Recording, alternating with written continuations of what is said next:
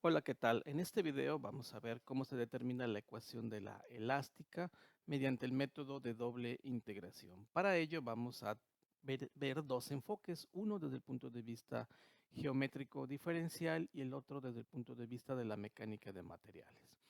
Por el hecho de que este método se basa principalmente en cuestiones geométricas, es que este es uno de los tres métodos geométricos que vamos a ver en el curso de la clase. El método de doble integración, el método de área-momento y el método de viga conjugada. Bueno, volviendo al método de doble integración, veamos primero el fenómeno. Nosotros tenemos una estructura, puede ser una viga como la que ven ustedes en esta imagen, la cual antes de ser cargada tiene su eje recto denotado aquí por esta línea punteada, pero después de aplicar una carga transversal o perpendicular a su eje, la viga se deforma. Esta configuración deformada se conoce como línea elástica. Esta línea elástica, como ven ustedes aquí, la podemos nosotros referir a un sistema de coordenadas X y Y. Por lo tanto, esta línea elástica, al menos en esta deducción, va a ser una función Y de X. ¿Qué quiere decir esto? ¿Cuál es el reto de este fenómeno? Bueno, el reto es identificar que la viga no solamente se dobla, sino que debemos de predecir qué tanto se dobla y, por ejemplo, determinar la posición exacta de esta deflexión o de esta flecha en cualquier punto a lo largo de su longitud. Es por eso que la línea elástica es una función y de x, es decir, para cualquier valor de x nosotros podemos determinar cuánto vale su deformada o su posición exacta. Para ello debemos de hacernos una pregunta. ¿Cómo traducimos las fuerzas físicas en coordenadas geométricas? Para dar contestación a ello, empecemos con una definición puramente geométrica, el del radio de curvatura. Nosotros tenemos en esta imagen, siguiendo el puntero, una porción, un segmento de curva que corresponde a la línea elástica, es decir, a la configuración deformada de la viga una vez sujeta a cargas. En esta línea elástica nosotros podemos observar que hay un círculo que recibe un nombre muy particular, círculo osculador, y hay una cantidad que es el radio de este círculo que se denota como ρ, que se llama radio de curvatura. Bueno, este círculo osculador se define de la manera siguiente, como dice aquí abajo.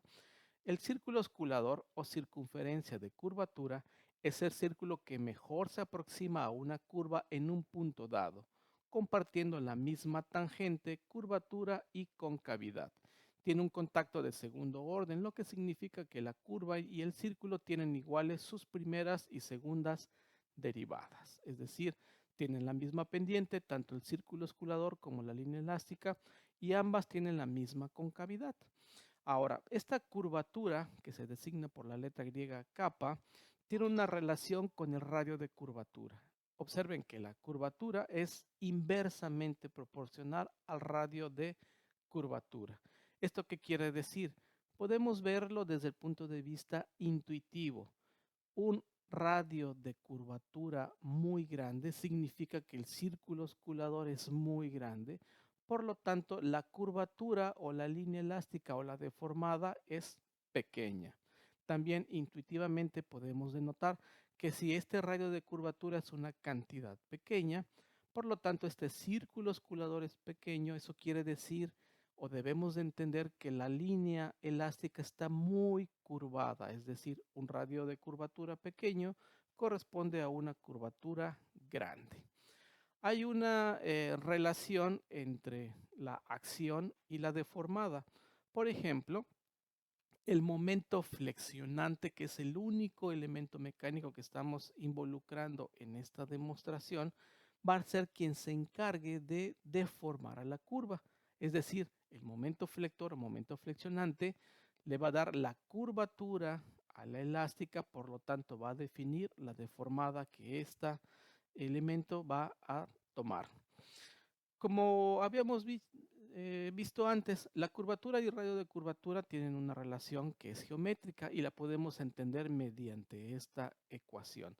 en donde la curvatura kappa es la razón de cambio o tasa de cambio de la tangente con respecto a la longitud de arco. Recuerden que una tasa de cambio lo que me mide es qué tan rápido está cambiando una variable con respecto a otra.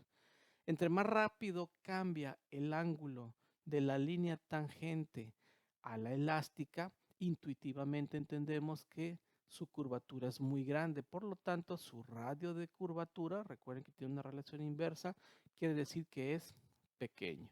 La interpretación física puede definirse como la siguiente. Si la curva es muy cerrada, es decir, está muy deformado, el radio de curvatura es pequeño y de esta relación notamos que si el radio de curvatura es pequeño, la curvatura es grande.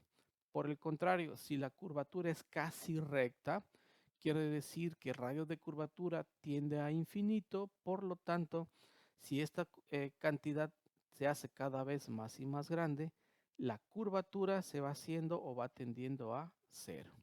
En términos prácticos, un gran radio de curvatura significa una deformación suave. Un radio de curvatura pequeño significa o debemos interpretarlo como una flexión intensa.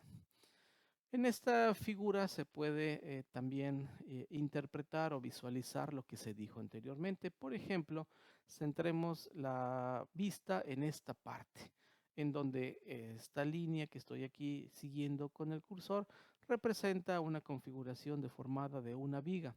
Y notamos o vemos que aquí la viga está muy deformada. ¿Eso qué quiere decir? Que el radio de curvatura es pequeño.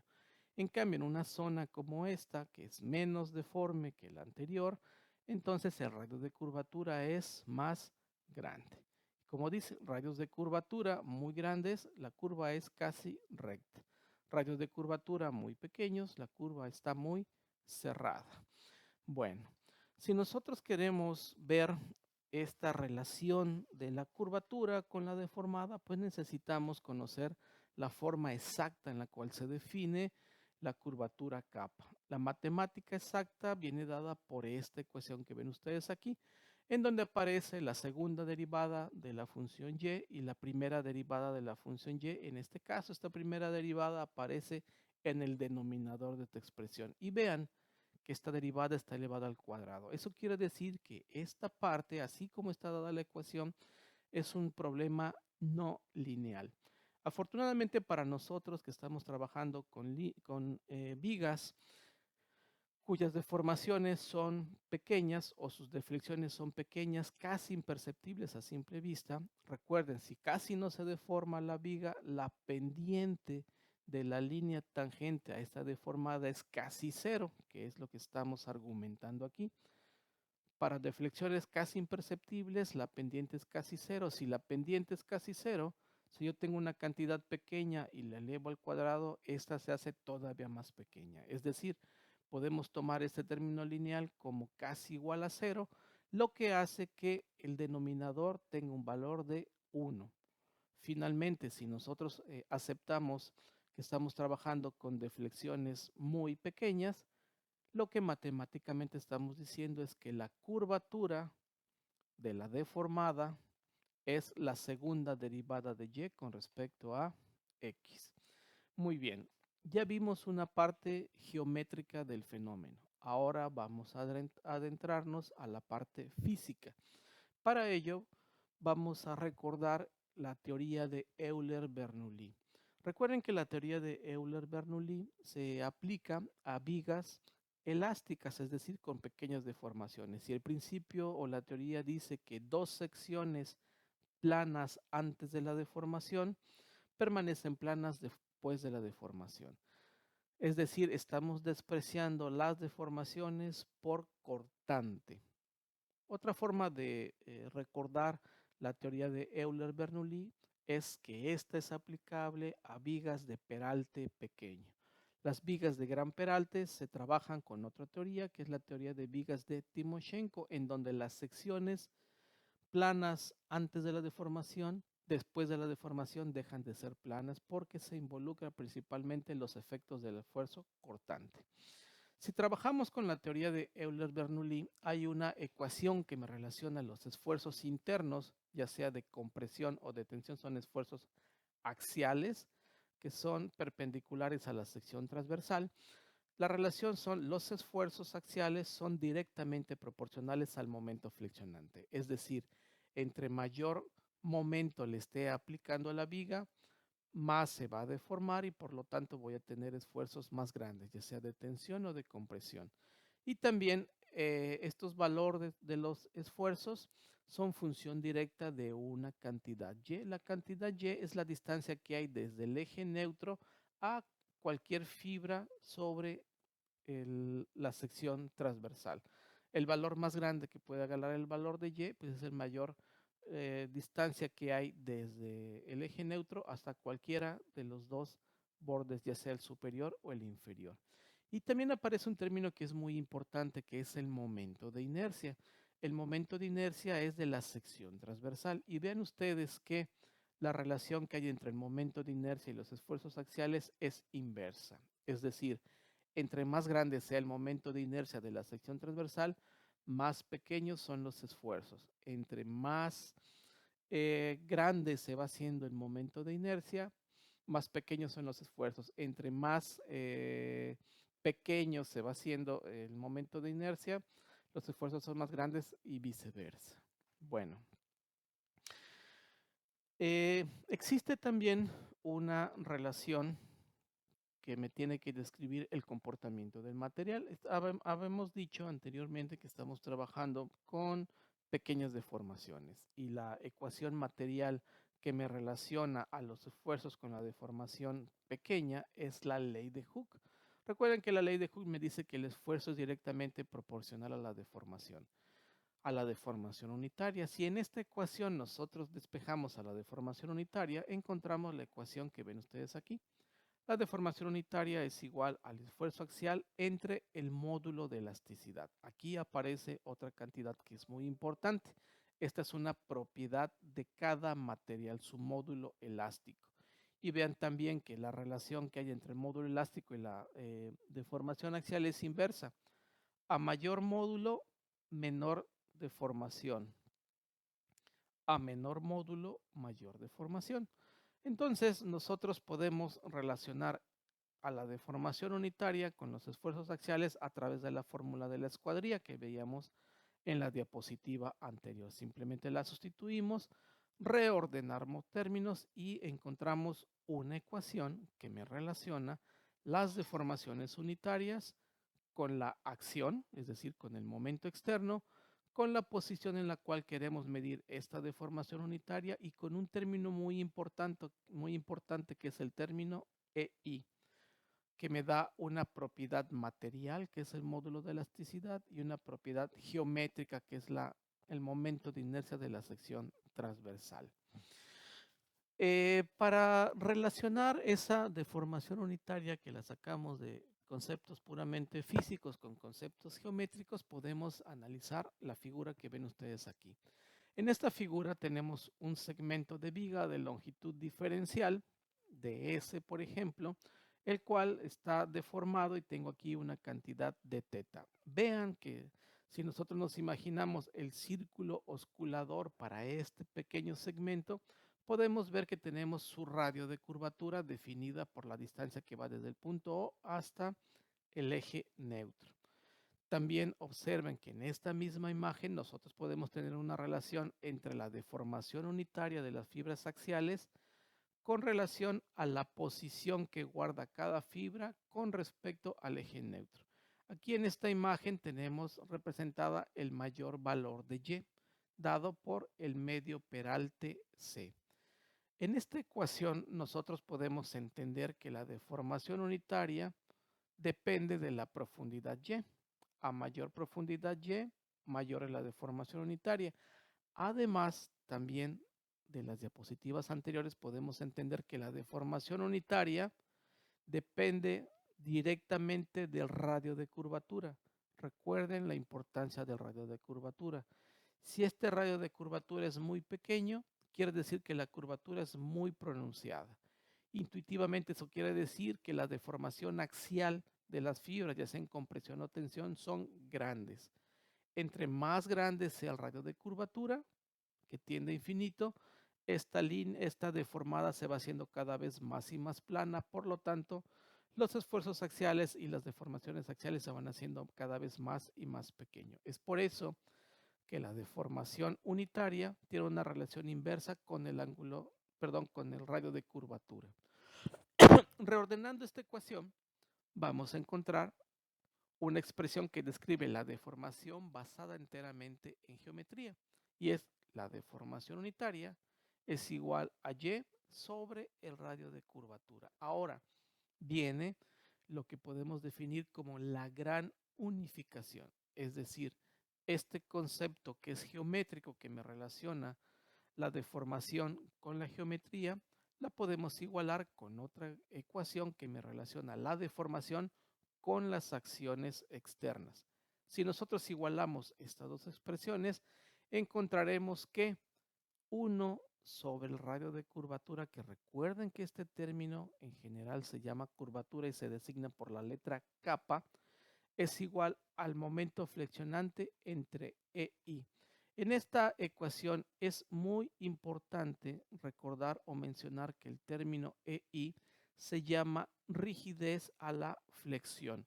¿Por qué a la flexión? Porque noten que en esta ecuación el momento flexionante es el que provoca que la viga se deforme.